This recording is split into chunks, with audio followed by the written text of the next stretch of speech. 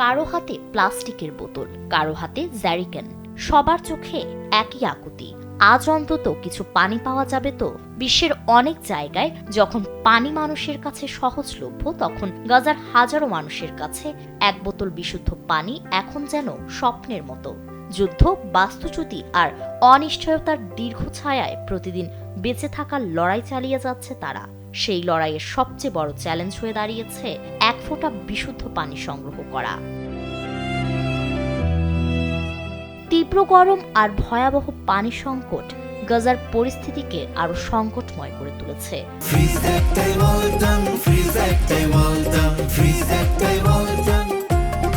ধ্বংসস্তূপের শহরের বিশুদ্ধ পানির উৎস প্রায় অচল হয়ে পড়েছে।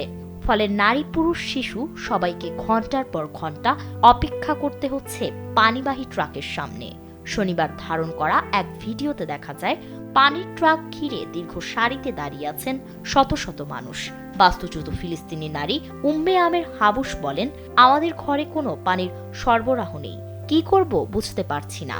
পানি না থাকায় রান্না করতে পারছি না, ঠিকমতো খেতেও পারছি না, জীবনটা খুব কঠিন হয়ে গেছে।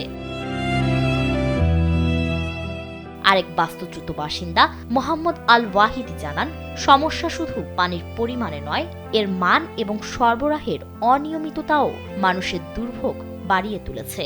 কারণ 2 বা 3 দিন পর পর একটি পানির ট্রাক আসে। দীর্ঘযুদ্ধ গাজার পানি সরবরাহ ব্যবস্থাকে প্রায় অচল করে দিয়েছে। ধ্বংস হয়ে গেছে অসংখ্য পাইপলাইন, পাম্পিং স্টেশন ও গুরুত্বপূর্ণ অবকাঠামো। একই সঙ্গে মেরামত ও পুনর্বাসন কার্যক্রমও থমকে আছে। ফলে প্রতিদিনই আরো গভীর হচ্ছে পানির সংকট। এর সঙ্গে যুক্ত রয়েছে অসহনীয় তাপপ্রবাহ। 30 থেকে 35 ডিগ্রি সেলসিয়াস তাপমাত্রার মধ্যে অস্থায়ী শিবিরগুলো যেন পরিণত হয়েছে উত্তপ্ত চুল্লিতে। 2023 সালের 7 অক্টোবর শুরু হওয়া যুদ্ধের পর থেকে গাজায় প্রাণহানির সংখ্যা বেড়েই চলেছে। হাজার হাজার পরিবার হারিয়েছে তাদের স্বজন, ঘরবাড়ি। আন্তর্জাতিক পর্যায়ে যুদ্ধ বন্ধ ও পুনর্গঠনের নানা আলোচনা চললেও সাধারণ মানুষের বাস্তবতা ভিন্ন। কারণ গাজার একজন মা, একজন বাবা কিংবা একটি শিশুর কাছে এখন সবচেয়ে বড় প্রশ্ন, আজ রাতে খাবার জুটবে তো? আর আগামীকাল এক বোতল বিশুদ্ধ পানি পাওয়া যাবে তো? ফারিন রহমান প্রীতি, কালবেলা।